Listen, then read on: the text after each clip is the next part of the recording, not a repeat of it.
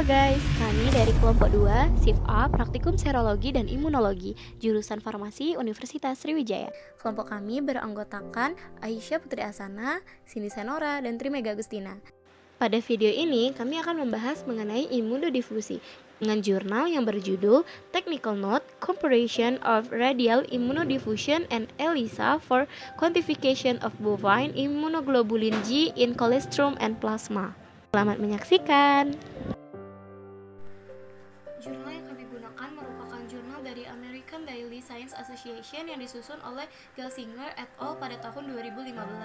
Menurut Butler, 1969, penyerapan dari kolostrum adalah satu-satunya metode di mana neonatus sapi menerima imunoglobulin yang bertahan melawan penyakit pada minggu-minggu pertama kehidupan. Imunoglobulin yang paling umum dalam kolostrum sapi adalah imunoglobulin G. Menurut Fettler et al. 2013, secara historis imunodifusi radial atau RID telah menjadi satu-satunya metode yang secara langsung mengukur imunoglobulin. Namun terdapat penelitian baru yang melaporkan bahwa konsentrasi imunoglobulin dalam kolostrum, susu, dan plasma dapat diukur menggunakan ELISA.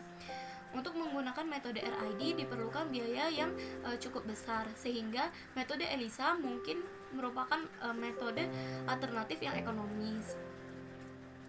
Menurut Godden 2008, konsentrasi imunoglobulin secara rutin diukur dalam kolostrum dan dalam darah anak sapi sekitar 24-48 jam setelah lahir untuk menentukan kualitas kolostrum dan menilai keberhasilan atau kegagalan transfer kekebalan pasif untuk memastikan bahwa anak sapi menerima massa imunoglobulin yang memadai.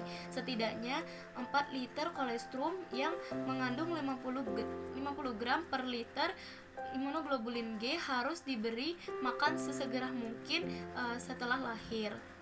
Sampel kolostrum sapi dan plasma dikumpulkan dari masing-masing hewan dan kolostrum diuji sebelum dan sesudah dipanaskan pada suhu 60 derajat Celcius selama 30 menit. Konsentrasi imunoglobulin dengan metode ELISA secara signifikan lebih rendah dibandingkan dengan metode RID.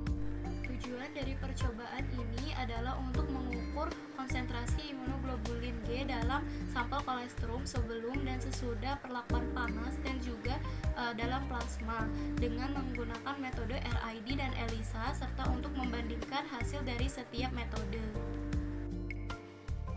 Adapun prosedur kerja yang dilakukan yakni sampel kolostrum dengan N sama dengan 58 dikumpulkan dari individu sapi pada pemerahan pertama setelah melahirkan dan dibekukan sampai diperlukan untuk analisis.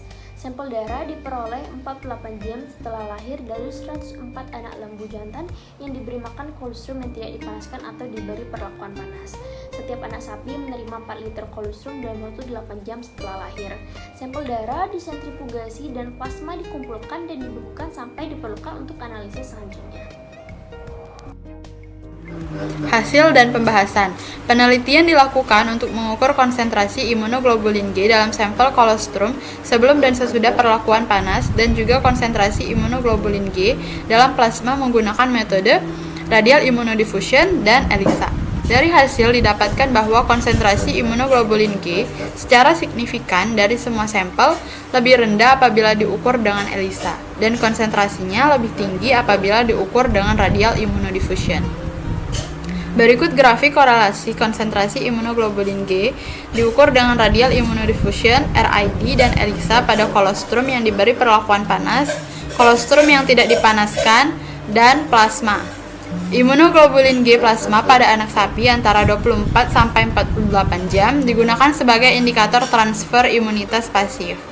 Nilai batas untuk transfer pasif yang berhasil 10 mg imunoglobulin G per mililiter ditetapkan dari pengukuran radial immunodiffusion pada banyak sampel serum dan plasma.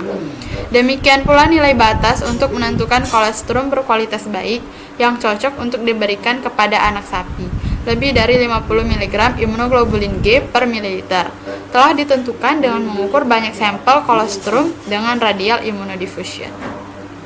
Kecil kemungkinan ELISA akan digunakan oleh peneliti atau produsen susu sapi. Namun, ELISA dapat dipertimbangkan oleh peneliti lain sebagai alternatif ekonomis untuk radial immunodiffusion dalam penelitian kolostrum di masa depan.